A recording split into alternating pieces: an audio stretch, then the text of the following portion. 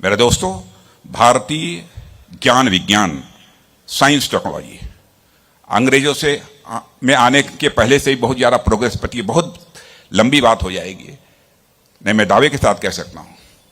भारत में जो चीजें थी दुनिया ने बाद में हमसे सीखा है। क्वाड्रेटिक इक्वेशन की मैं बात करना चाहता हूं। Quadratic equation a plus B whole square equal to a square plus B square plus 2ab, यह किसने दिया? यह भारत ने दिया है। हजारों वर्ष पहले यह भारत ने दिया है। यदि हमसे कोई मांगेगा कि कहां दिया, किसने दिया, वह भी मैं देने को तैयार हूं। पाइथागोरस थ्योरम है भारत की देन है, बोधायन की देन है। और मैं सारे इंटेलेक्चुअल से इस इंटीग्रल यूनिवर्सिटी में अपील करना चाहता हूं, मेरा यदि कोई वर्जन गलत हो तो निश्चित रूप से मुझे पॉइंट आउट करें, मैं उसे सुधारने की मैं कोशिश करूंगा। जो भी बातें मैं बोल रहा हूं पूरे कॉन्फिडेंस के साथ बोलिए। और मेरे मित्रों, भारत सदियों तक हर क्षेत्र में पाथ ब्रेकर और लीडर रहा है। और मैं चाइना के पेकिंग यूनिवर्सिटी में काम करने वाले एक वाइस चांसलर हुआ करते थे, मिस्टर हु सी।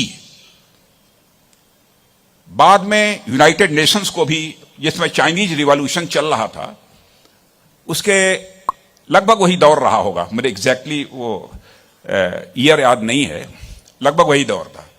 और उन्होंने चाइना को यूनाइटेड नेशन में भी रिप्रेजेंट किया था। उन्होंने किया है, उन्होंने लिखा है कि India has culturally controlled and dominated China for more than 2000 years without sending a single soldier.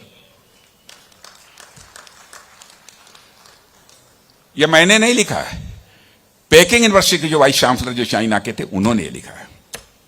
और एक मिस्टर लिन यू टांग हैं चाइना के, उन्होंने लिखा India was China's teacher in trigonometry, quadratic equations, grammar and phonetics. मेरे दोस्तों, आप तो स्वीकार करो, किसी भारतीय ने नहीं कहा है, चाइना ने कहा है। अभी सोचने वाली बात यह कि जिस कल्चर में जो इतना बड़ा था, इतना महान था, सब हिंदू, मुस्लिम, पारसी, सिख, ईसाई सब साथ चलते आए, क्यों हम अपने उस एसेंस को भूलते जा रहे हैं? अंग्रेजों ने बहुत गड़बड़ किया है मेरे दोस्तों। कोई ये कहेगा कि अंग्रेजों को ही दोष आप क्यों देते हैं? मैं ऐसी मिसालें आपके सामने रख सकता हूं, लेकिन स्पीच बहुत लंबी होगी, इसलिए मैं नहीं जाना चाहता। वेस्टर्न एजुकेशन ने हमको बहुत ही डैमेज किया है। वेस्टर्न एजुकेशन ने तो यह भी पैदा कर दिया, वकील हो तो तुम ज्यादा इज्जतदार हो, जमीन पर काम करने वाले यदि तुम हो, मिट्टी का काम करने वाले हो, तो तुमको वह इज्जत हासिल नहीं हो सकती जो कि ग्रेजुएट, पोस्ट ग्रेजुएट है, तो इंजीनियर, डॉक्टर है, उसको हासिल होगी। आज भी टेबल पर बैठे अफसर, डॉक्टर, इंजीनियर को बहुत श्रेष्ठ माना जाता है, जबकि खेत में काम करने वाले श्रमिक, चाहे कोई शिल्पकार हो, चाहे हमारा सफाई कर्मी हो, उनको कुछ कमतर करके आंका जाता है। भारत में ऐसा नहीं था पहले।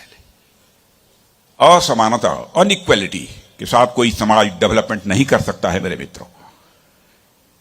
इसलिए इस प्रकार की इनइक्वलिटी की भावना लाना, आज के इक्वलिटी की भावना को लाना आज यह समाज की एक सबसे बड़ी जरूरत है। और आप जिस क्षेत्र में सेवा में जा रहे हैं, उसमें बिना किसी भेदभाव के देश के सभी नागरिकों को समान समझते हुए उन्हें अपनी सेवाएं दें, यह मैं आपसे अपील करना चाहता हूं।